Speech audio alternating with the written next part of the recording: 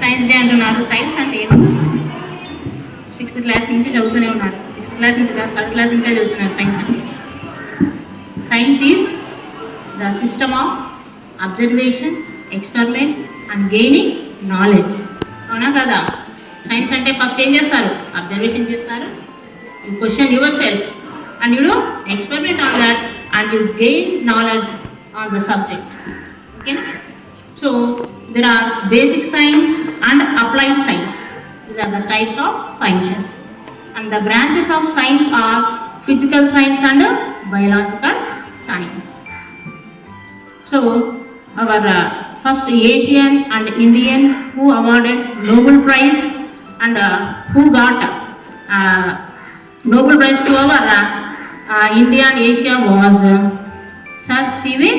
Raman. Okay, so he did Raman. So he discovered Raman effect. In 1930 he got Nobel Prize on that. February 28, 1928లో అతను Raman ఎఫెక్ట్ని discover చేశాడు. దానికి he got Nobel Prize.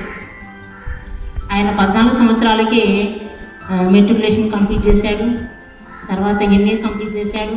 అతి చిన్న వయసులోనే he published many research papers in philosophic magazine. He went to London నుంచి ఆయన కలకటాకు వచ్చే సమయంలో ఏరోప్లేన్లో ప్రయాణిస్తుంటే ఆయనకు ఒక క్వశ్చన్ అరేజ్ అయింది. ఏమని?